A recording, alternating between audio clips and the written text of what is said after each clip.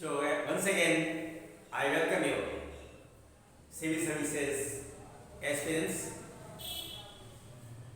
और ये आपके लिए लेक्चर 15 जो 67 बीपीएससी पीटी को ध्यान में रखकर बनाया गया है। So come to lecture 15 in science and tech for civil services classes. ये जो फर्स्ट क्वेश्चन हमारा है, ये क्वेश्चन इसमें क्वेश्चन अक्सर आते हैं जो यूनिट से संबंधित है, लेकिन ये कोई जोड़ी नहीं है कि जो क्वेश्चन आ गया वही पूछेगा। इसलिए ये प्रयास करना है कि कम से कम उतने फिजिकल क्वांटिटीज के यूनिट को और साथ साथ डायमेंशन को भी बार बार पढ़कर याद कर लें। तो पहला हम आते हैं पहले सवाल पे कि what is the unit of pressure. Pressure की इकाई क्या है? तो मैं बता दूं कि किसी भी फिजिकल क्वांटिटी की यूनिट जानने के लिए आपको फॉर्मूला याद रहना आवश्यक है। आप सीधे याद नहीं कर सकते, पर याद की हुई बातें आपको भूल जाएगी। तो आप you have to remember the formula. Formula को आपको याद करना पड़ेगा यदि कोई कंफ्यूजन नहीं चाहते हैं तो। और फिर मैं कहूंगा कि साइंस टेक में लगभग 30 से 35 क्वेश्चन और करंट अफेयर्स में कुछ पार्ट को जोड़ दिया जाए तो साइंस टेक से रिलेटेड रहता है। 30 to 35 क्वेश्चन आते हैं और इसके लिए एक लेक्चर तैयार किया गया। तो हम प्रेशर की बात करते हैं। तो प्रेशर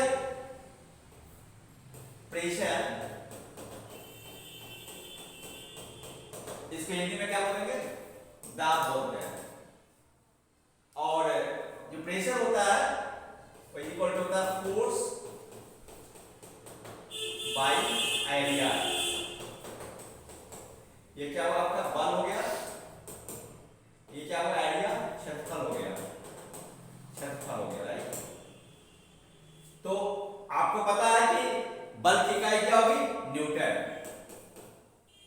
और क्षेत्रफल की इकाई क्या होगी? ऐसा मीटर स्क्वायर। तो याद रखिएगा कि unit of pressure is what? Newton metre per square. ठीक है। यहां पर क्या है? इससे ये हुआ, आपका फायदा ये हुआ कि यहां पे you also know the unit of force. Force की इकाई आपको पता है, ये मैंने बताया आपको, क्या? न्यूटन। अब कोई पूछे पे अथवा अलग हट करके न्यूटन क्या है, तो आप ये जानते हो कि P इक्वल टू होता है M into F। P means force और M मीन्स मास और F मीन्स एक्सेलरेशन। तो ये बताने का प्रयास कर रहा हूं कि अगर फॉर्मूला आपको याद है तो कितने आसानी से आप यूनिट निकाल सकते हैं। तो मास की इकाई क्या है? किलोग्राम, ऐसा यूनिट है। और एक्सेलरेशन का क्या हो जाएगा? मात्रा बटा सेकेंड स्क्वायर। तो यदि पूछे आपसे कि न्यूटन क्या है? This is newton. Newton is your kilogram metre second with power -2। तो यहाँ पे प्रेशर का यूनिट हो गया न्यूटन पर मीटर स्क्वायर और फोर्स का हो गया हमारा क्या? न्यूटन जो हुआ वो किलोग्राम मीटर पर सेकेंड स्क्वायर।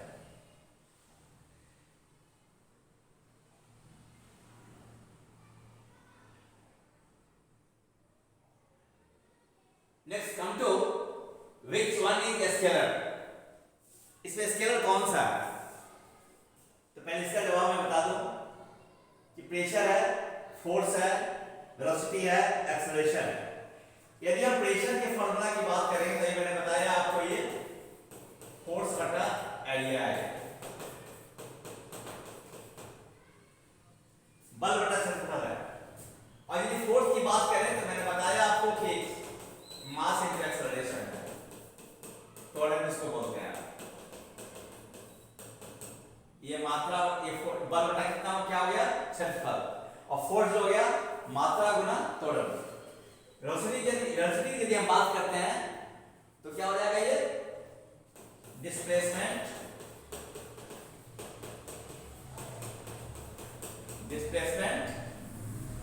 By time. और यदि हम एक्सेलेरेशन की बात करते हैं, ये हो जाएगा वेलोसिटी बाय टाइम। ये मैं थोड़ा डिटेल से इसलिए याद रख रहा हूं कि जो क्वेश्चन आ गया है, कोई यूनिट है नहीं है कि वो क्वेश्चन है, लेकिन आपकी तैयारी ऐसी होनी चाहिए कि किसी भी स्थिति में 30 में 30 आए तो आपका क्रेडिट होगा। इसी बात को ध्यान में रखकर मैं डिस्कस कर रहा हूं। तो इसका उत्तर तो ये होगा, ये जो क्वेश्चन है कि विच वन इज स्केलर, तो आपका प्रेशर स्केलर है। Answer is your pressure. क्या आंसर होगा इसका? प्रेशर।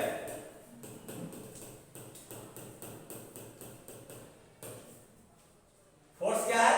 ये वेक्टर है। Force is your vector. Velocity क्या है? It is also vector.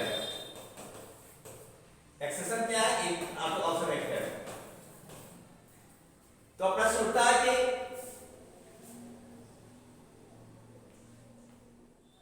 ये जो हमारा फिजिकल क्वांटिटीज हो गया, वो क्या हो गया?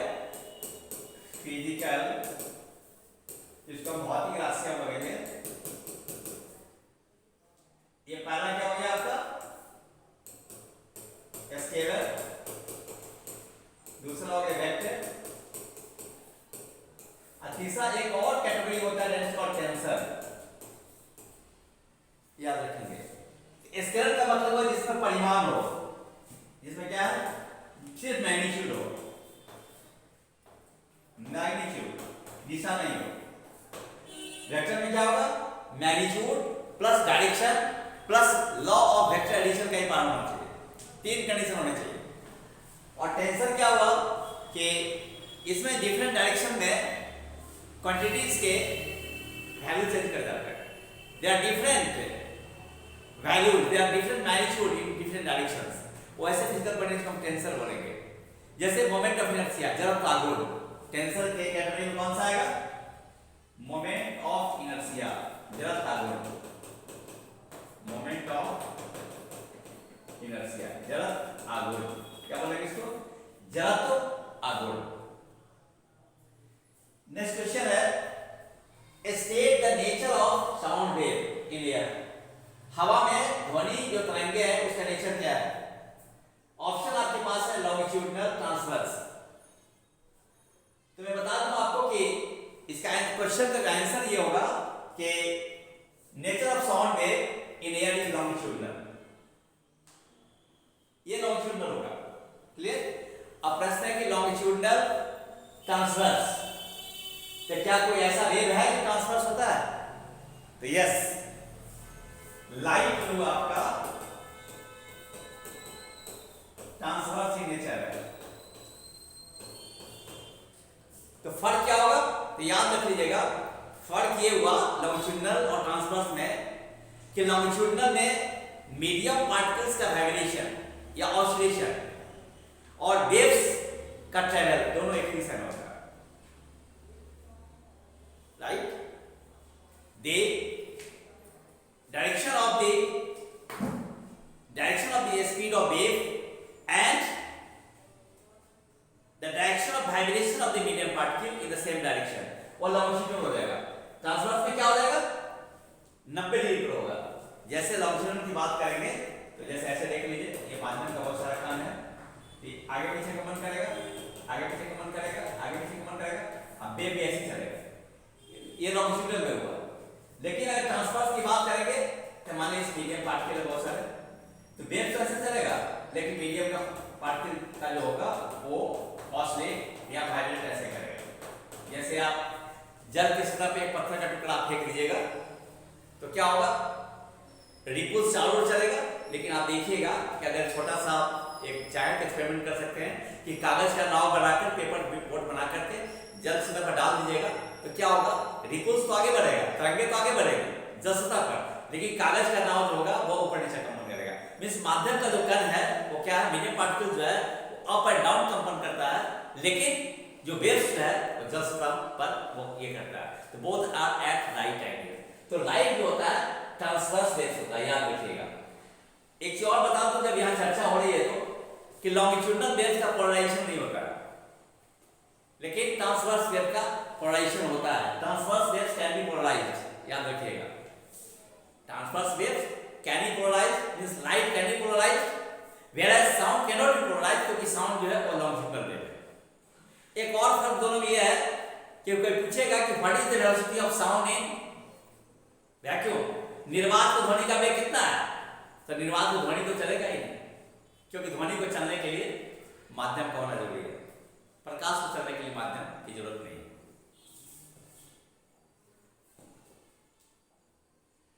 नेक्स्ट आते हैं कि what is the unit of electric power. Electric power की इकाई है क्या है, विद्युतीय शक्ति की इकाई क्या है। ऑप्शन आपके पास कूलम्ब है, एम्पियर है, वाट है। तो आपका आंसर वाट होगा। तो प्रश्न है कूलम्ब किसकी इकाई है, ये पावर की इकाई हो गई, कूलम्ब चार्ज की इकाई हो गई, विद्युत धारा, और एम्पियर क्या हुआ, करंट की इकाई हो गई। इस पे याद रखिएगा। Clear.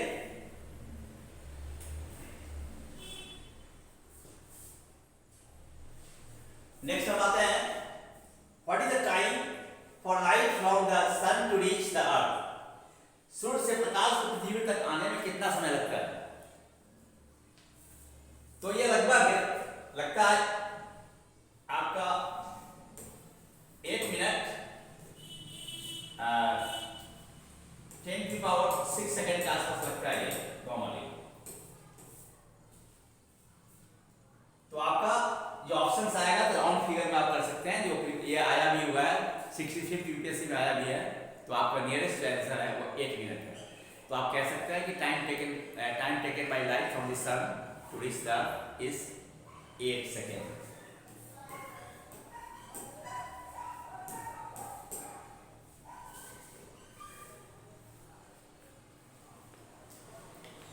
So that's all for today. Thanks for watching the video.